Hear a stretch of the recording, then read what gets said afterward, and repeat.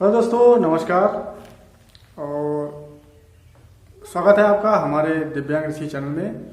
और दोस्तों, आज मैं आपको बताऊंगा रोडवेज बस में दिव्यांगजन निःशुल्क यात्रा कैसे कर सकते हैं और किन किन दिव्यांगजनों को निःशुल्क यात्रा मिल सकती है। तो दोस्तों, इसके बारे में मैं पूरी जानकारी आपको इस वीडियो के माध्यम से बताऊंगा। तो बताने से पहले मैं चाहूँगा कि दोस्तों, अगर आपने हमारे चैनल को अभी तक सब्सक्राइब नहीं किया है तो प्लीज़ दोस्तों हमारे चैनल को सब्सक्राइब कर लें, ताकि आगे और मैं आपको ऐसे ही नई जानकारी इस वीडियो के माध्यम से बताता रहूँ। तो चलिए दोस्तों, ठीक है, मैं आपको बताता हूँ। सबसे पहले मैं बताना चाहूँगा दोस्तों, आप सभी लोग जानते ही हैं जैसे कि जो भी हमारे दिव्यांगजन भाई साहब हैं, तो कुछ दिव्यांगजन ऐसे होते हैं जो कम परसेंट होते हैं और जो स्वयं ही यात्रा कर सकते हैं, लेकिन कुछ हमारे दिव्यांगजन ऐसे होते हैं जिनको किसी एक सहयात्री की आवश्यकता होती है, किसी सहयोग की आवश्यकता होती है। तो उसके लिए वो कितने परसेंट दिव्यांगजन होना चाहिए जिससे उनको सहयात्री सहित निःशुल्क यात्रा मिल सके। दोस्तों, जैसा कि आप जानते हैं, जैसे अगर आप कहीं भी रोड बस में यात्रा करते हैं तो यात्रा करने में आपको काफ़ी दिक्कत भी होती है। तो इसके लिए मैं दोस्तों मैं आपको बताना, सबसे पहले आप यात्रा करने के लिए सबसे पहले आपके पास UDID कार्ड यानी कि जो हमारा दिव्यांगता प्रमाण पत्र होता है वो होना चाहिए। अगर दिव्यांग जो प्रमाण पत्र होता है वो आपके पास है, तभी आप रोडवेज बस में निःशुल्क यात्रा कर सकते हैं। आपका अदर स्टेट है या आप किसी दूसरे राज्य से हैं तो उसके लिए आपको अपने ही राज्य से ही रोडवेज बस में जो परिवहन निगम होती है तो उसमें आपको यात्रा कर सकते हैं। अगर आप किसी दूसरे स्टेट की बस में यात्रा करते हैं तो आपको किराया देना पड़ सकता है।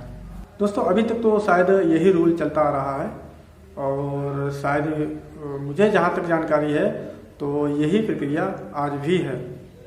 तो दोस्तों, जैसा कि मैं यूपी से हूँ और मेरी जो दिव्यांगता है वो 80% है। तो मैं आपको बताना चाहूँगा दोस्तों, जैसे कि अगर आपकी 80% से कम दिव्यांगता जो आपकी परसेंट है वो 80% से कम है, जैसे 70 है या 60 है या मान लीजिए 50 है, तब आप जो है अकेले ही यात्रा कर सकते हैं। आप किसी को दूसरे अगर साथ में ले भी जाएंगे तो उसका किराया आपको स्वयं देना पड़ेगा या वो खुद दें। केवल आप अकेले ही निःशुल्क यात्रा अकेले ही कर सकते हैं। अब मैं दोस्तों बताना चाहूँगा, जैसे मान लीजिए अगर आपके पास 80% UDID कार्ड यानी कि जो आपके विकलांग प्रमाण पत्र है उसमें 80% दिव्यांगता है, तब आप सहयात्री सहित निःशुल्क यात्रा कर सकते हैं। जैसे मान लीजिए आपकी UDID कार्ड में 80% है और आप किसी दूसरे को साथ में लेकर जाते हैं, तब आप का किराया और आपके जो साथ में उसका भी किराया, दोनों लोगों का कोई भी किराया नहीं पड़ेगा और जो है आप निःशुल्क यात्रा दोनों लोग कर सकते हैं। अगर आप दूसरे स्टेट से हैं तो आप अपने ही स्टेट की जो आपकी बस है यानी कि जो अपने आप जिस राज्य में रहते हैं उसी राज्य में ये आपका जो दिव्यांग प्रमाण पत्र है वो अवेलेबल है। अगर आप किसी अदर स्टेट वाली रोडवेज बस में बैठते हैं तब आपको किराया देना पड़ सकता है।